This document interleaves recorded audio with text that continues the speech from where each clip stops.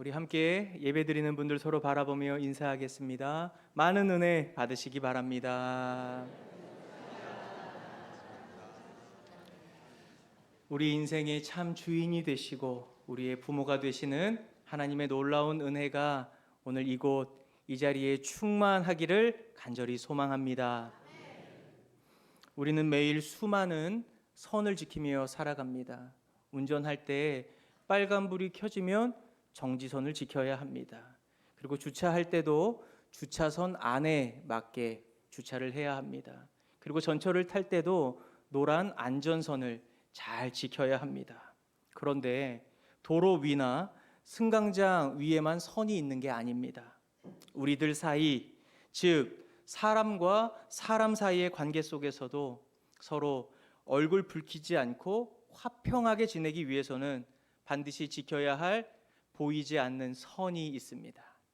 여러분, 그 선을 잘 지키며 살아가십니까? 이게 운전을 할 때 깜빡이도 켜지 않고 차선으로 확 들어오는 차들을 보면 당황하기도 하고 또 화가 나기도 합니다. 왜 그러죠? 이 선을 넘었기 때문이죠. 인간관계에서도 마찬가지입니다. 명절에 만난 친척 어른이 요즘 어떻게 지내니? 이렇게 묻는 것까지는 이 따뜻한 관심입니다. 그런데 결혼은 언제 할 거니? 연봉은 얼마니? 집은 언제 살 거니? 살은 언제 뺄 거니? 이 선을 넘은 이 질문에 폭격을 받으면 그때부터 숨이 막히기 시작하죠. 저는 참 이해가 안 되는 말이 있는데 기분 나빠하지 말고 들어, 이 말입니다. 그 말을 들으면 뭐 기분 좋은 사람이 있겠습니까? 이처럼 물리적인 선이든 심리적인 선이든 지켜져야 할 선이 무너지고 내 영역과 공간이 침범당할 때 우리는 불쾌감을 느낍니다. 심할 때는 삶의 질서가 무너지는 아찔함을 경험하기도 합니다. 기독교 상담가인 헨리 클라우드 박사는 우리의 마음과 삶에도 울타리, 즉 보이지 않는 경계선이 있다, 이렇게 말합니다. 그는 건강하고 안전한 집에는 반드시 튼튼한 울타리와 여닫을 수 있는 대문이 있어야 한다, 이렇게 말하는 거예요. 대문이 있어야 좋은 것은 안으로 들여보내고 나쁜 것은 밖으로 막아낼 수 있기 때문입니다. 그런데 오늘날 많은 현대인들, 특히 우리 그리스도인들은 이 울타리의 문, 대문 다 떼어버린 채 살아갈 때가 많이 있습니다. 그 이유가 무엇일까요? 가장 큰 이유는 십자가의 은혜를 오해하기 때문입니다. 예수님께서 하나님과 인간, 그리고 인간과 인간 사이에 막힌 담을 허무셨다, 이 놀라운 말씀을 듣고 은혜를 너무 깊이 받은 나머지 자신을 지켜야 할 울타리까지, 대문까지 다 떼어버린 겁니다. 우리는 살면서 경계선을 무너뜨려야 한다, 담을 무너뜨려야 한다, 이런 설교는 많이 들었는데 경계선을 세워야 한다라는 설교는 거의 들어보지 못한 거죠. 그래서 울타리나 대문 다 걷어버리고 무조건 거절하지 않는 착한 사람이 되어야 한다는 압박감, 기대에 부응해야 한다는 그 책임감 때문에 내 영혼과 육체가 소진되어 가는데도 거절의 문을 닫지 못하는 겁니다.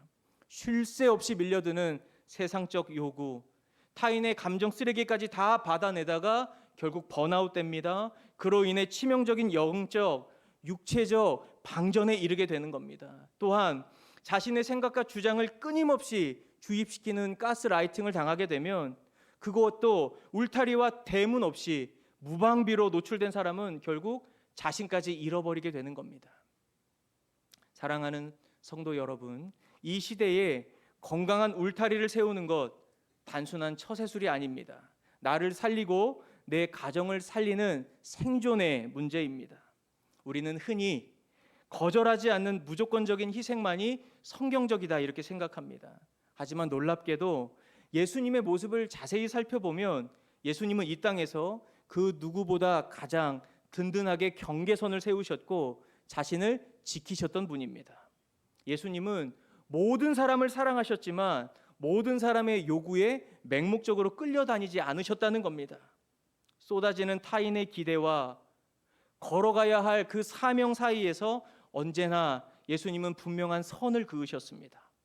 오늘 본문 마가복음 1장은 예수님이 어떻게 세상의 그 시끄러운 소음을 차단하고 자신을 지키는 그 건강한 경계선을 세우셨는지 그 탁월한 자기 관리의 비법을 보여주고 계십니다.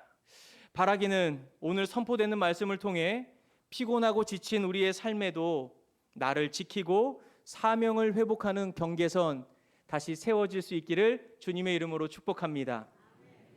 오늘 본문 우리 36절과 37절의 말씀을 함께 읽어봅니다. 시몬과 및 그와 함께 있는 자들이 예수의 뒤를 따라가 만나서 이르되 모든 사람이 주를 찾나이다. 이 본문 37절을 보면 제자들이 예수님을 찾아와서 모든 사람이 주를 찾나이다 이렇게 외쳤습니다. 이 구절의 배경이 되는 곳은 가버나움인데, 가버나움은 갈릴리 호수에 위치한 활기찬 이 어촌이자 또 상업 도시였습니다. 그러니까 많은 사람들이 살고 있었습니다. 전날 안식일 저녁 해가 지자마자 가버나움 온 동네 사람들이 병자와 귀신 들린 자들을 데리고 인산인해를 이루며 몰려왔습니다. 예수님은 밤이 늦도록 쉴 새 없이 그들을 고치시고 품어주셨습니다. 그리고 다음날 새벽 예수님께서 조용히 그 자리를 벗어나자 난리가 났습니다. 이른 아침부터 예수님을 찾는 사람들의 요구가 빗발쳤기 때문입니다. 그래서 제자들은 서둘러 예수님을 찾았습니다. 성경 원어를 보면 이때 제자들이 예수님을 찾아다닌 행동을 카테디오코라는 단어로 기록하고 있는데, 이는 사냥꾼이 짐승을 쫓듯 맹렬하게 추격했다라는 뜻입니다. 제자들은 그저 사람들의 요구와 관심에 현혹이 되어서 그 목적을 이루기 위해 사냥꾼이 짐승을 쫓듯이 그렇게 맹렬하게 예수님을 찾았던 겁니다. 예수님을 마침내 찾아낸 제자들 헐떡이면서 마치 성공적인 사역의 보고처럼 말합니다. 주님, 대박이 났습니다. 모든 사람이 주님을 찾고 주님을 열광하고 있습니다. 이 세상의 관점으로 보면 대단한 성공 아닙니까? 요즘 현대인들이 꿈꾸는 인생이죠.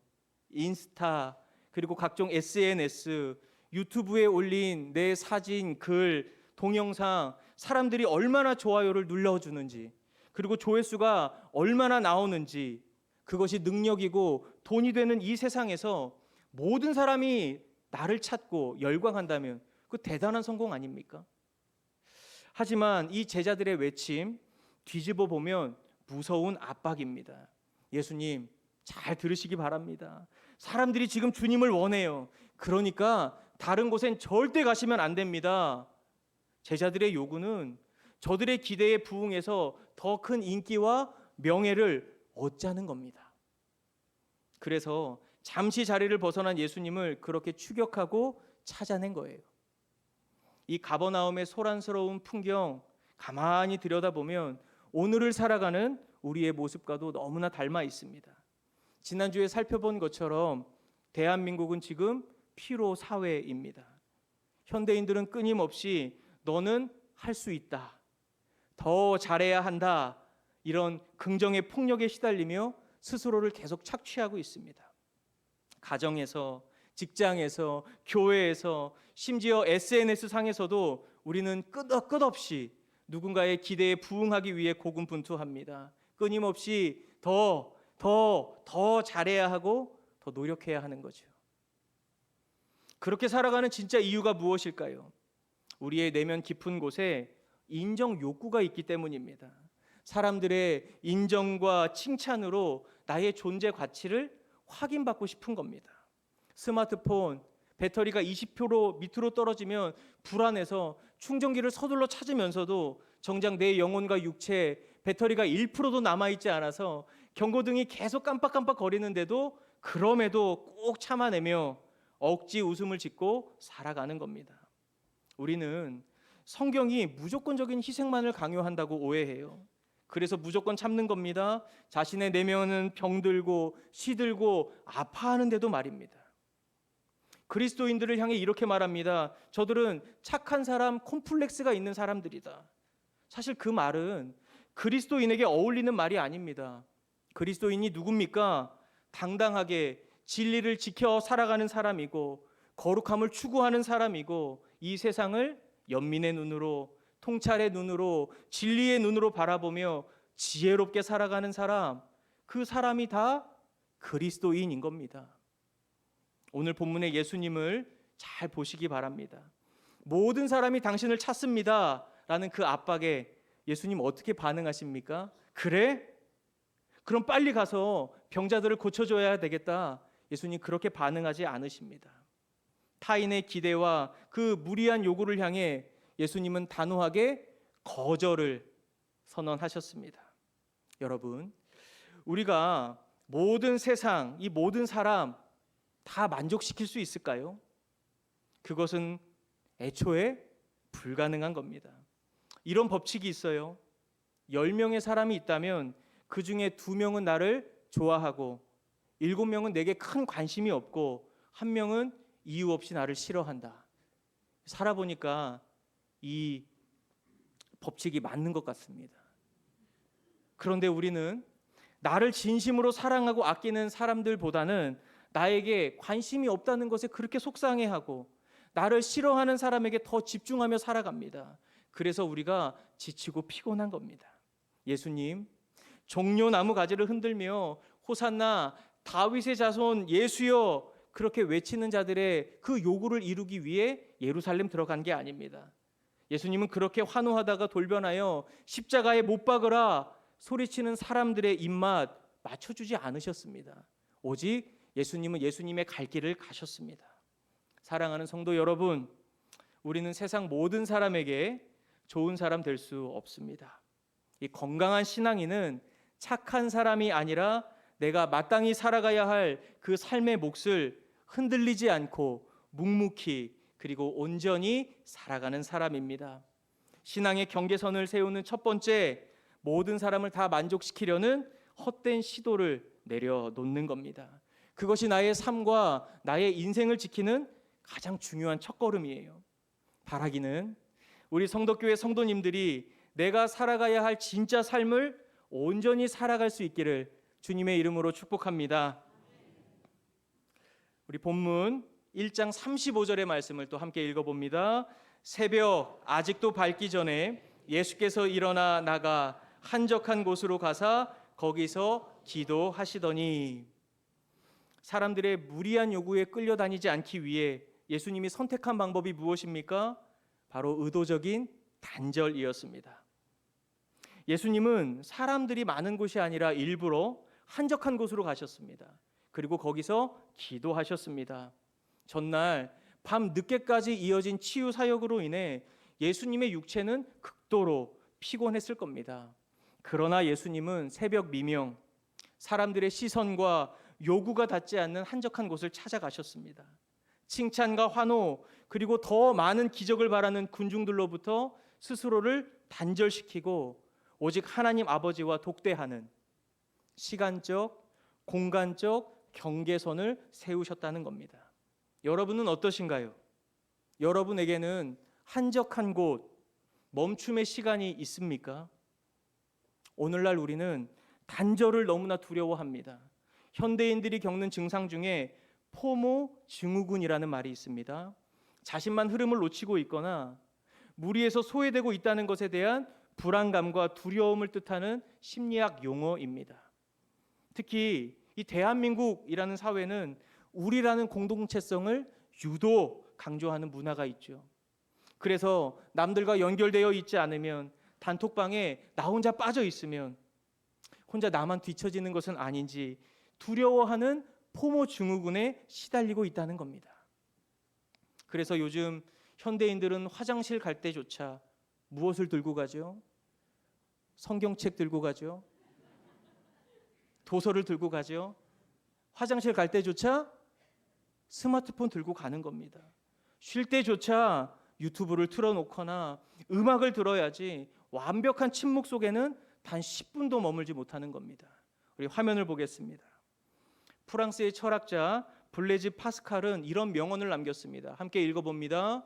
인간의 모든 불행은 단 한 가지, 고요한 방에 혼자 조용히 머무를 줄 모른다는 데서 비롯된다.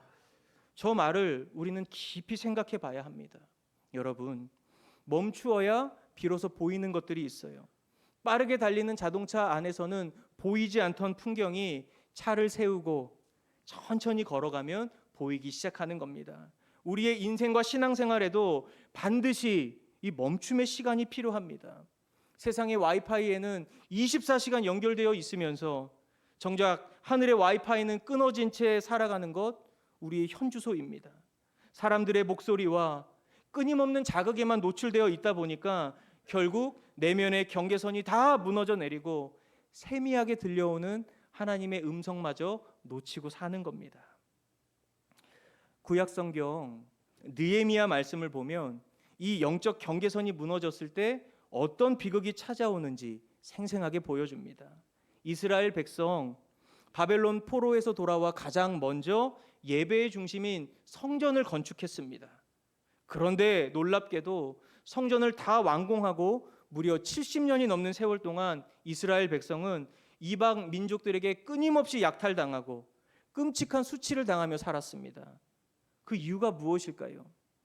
성전은 있었지만 그 성전을 보호할 성벽이 무너져 있었기 때문입니다. 나를 지키는 성벽이 무너져 버리니까 대적들이 아무 때나 쳐들어오고 소중한 것을 짓밟고 일상을 파괴해 버린 겁니다. 뒤늦게 이 소식을 들은 느헤미야가 예루살렘으로 달려와 52일 만에 눈물로 재건한 것이 바로 이 성벽이었습니다. 이 사건이 오늘 우리에게 주는 교훈이 무엇입니까? 우리의 마음속에 거룩한 성전이 세워져 있고 이 자리에 나와 예배를 드린다고 해도 내 삶을 지키는 성벽, 경계선이 무너져 있다면 우리는 결코 평안하고 안전할 수 없다는 겁니다. 세상의 요구, 사람들의 시선, 끊임없는 미디어의 자극이 아무 때나 내 마음을 치고 들어오도록 울타리도 없고 대문도 늘 활짝 열려 있으면 우리의 영혼은 약탈당하고 피폐해질 수밖에 없다는 겁니다. 성벽을 잘 생각하시기 바랍니다. 성벽은 나를 가두는 감옥이 아니라 내 안에 가장 소중한 것을 지켜내는 거룩한 보호막입니다. 예수님이 이른 새벽 사수하셨던 그 한적한 곳이 바로 예수님의 영혼을 지키는 단단한 성벽이었습니다. 그 텅 빈 곳에서 자신의 영혼을 가득 채우는 시간이 있었기 때문에 예수님은 그 사명을 향해 흔들림 없이 그 길을 걸어갈 수 있었던 겁니다. 사랑하는 성도 여러분, 하루에 10분이라도 좋습니다. 스마트폰을 좀 뒤집어 놓고 사람들의 시선에서 벗어나 오직 하나님과 마주 앉는 여러분의 한적한 곳, 그 거룩한 성벽을 잘 세우시기 바랍니다. 세상과의 거룩한 단절을 통해 하나님과 깊이 연결되어서 하나님이 주시는 새 힘과 지혜로 날마다 충만한 삶을 살아가시길 주님의 이름으로 축복합니다. 우리 옆 사람 바라보며 이렇게 축복합니다. 거룩한 성벽을 세우시길 축복합니다.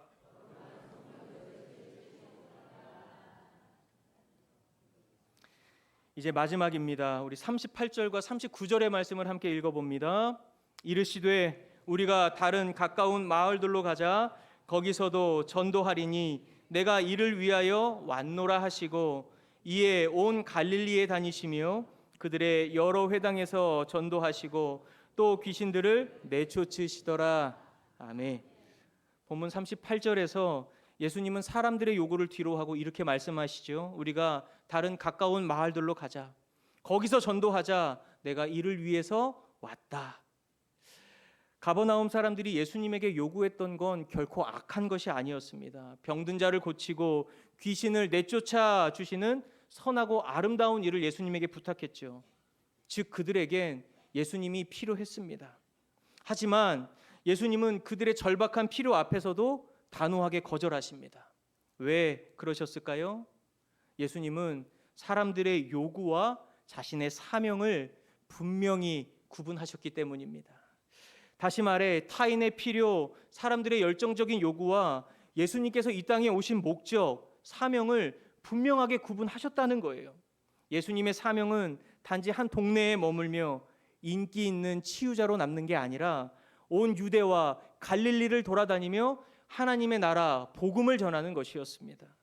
만약 예수님이 사람들의 칭찬과 요구에 끌려다니셨다면 결코 십자가라는 위대한 사명 감당하지 못하셨을 겁니다. 저와 여러분도 마찬가지입니다. 사람들의 요구, 필요와 나의 사명, 내가 걸어가야 할 길을 분명하게 구분해야 합니다. 우리가 왜 삶의 중심을 잃어버리는 걸까요? 우리의 삶이 왜 크게 흔들리는 걸까요? 내 삶의 사명이 희미하기 때문입니다. 이 5월은 가정의 달이고 또 오늘은 어린이 주일인데 특히 우리 이 한국 사회를 보면 경계선이 심하게 무너지는 영역 중에 하나가 바로 자녀 양육입니다. 한국의 많은 부모님들이 자녀를 자신의 분신이나 우상, 트로피처럼 여기고 살아갑니다. 남들이 다 보내는 학원 보내지 않으면 내 아이만 뒤처질 것 같아서 아이의 스케줄과 아이의 기분에 그냥 온 부모의 인생이 질질 끌려다니는 겁니다. 이것은 우리가 세워야 할 경계선, 부모와 자녀와의 경계선이 완전히 무너져 버린 겁니다. 대신방을 해보면 자녀 양육에 대해 믿음의 부모들은 고민이 많습니다. 그래서 신앙적으로 잘 양육할 수 있도록 기도 요청할 때가 있죠. 그때마다 기도를 해드리지만 또한 제가 말씀드리는 게 있습니다. 성도님, 부모가 하나님 안에서 행복하게 살고 부부 사이가 좋으면 자녀는 알아서 잘 큽니다. 아무도 아멘을 안 하시네요. 그렇게 말씀을 드려요. 대단한 학원을 보낸다고 자녀에게 부모가 대단한 관심을 둔다고 자녀 잘 성장하는 거 아닙니다. 자녀가 올바르게 성장하는 가장 성경적인 방법은 부모가 믿음 안에서 신실하게 살아가는 모습을 보여주면 되는 거예요. 자녀는 부모의 뒷모습을 보면서 성장한다라고 합니다. 부모가 세상에서 보여주는 화려한 앞모습이 아니라 일상 속에서 묵묵히 믿음으로 걸어가는 진실한 뒷모습을 보고 자녀는 성장한다는 것이에요. 바라기는 교회에서나 가정에서나 동일한 모습으로 살아가는 신실하고 진실된 부모가 다 되시기를 주님의 이름으로 축복합니다. 자신의 경계선을 제대로 세우지 못한 사람들에게 드러나는 특징이 하나 있습니다. 바로 자존심은 약하고 자존감은 약하고 자존심은 강하다는 겁니다. 하나님 안에서 나 자신을 깊이 사랑하고 존중하는 자존감이 낮기 때문에 그렇게 남에게 보여지는 자존심에 목숨을 거는 겁니다. 지난주에 말씀드렸지 않습니까? 한국인이 가장 열받으면 가장 많이 하는 말, 너 내가 누군지 알아?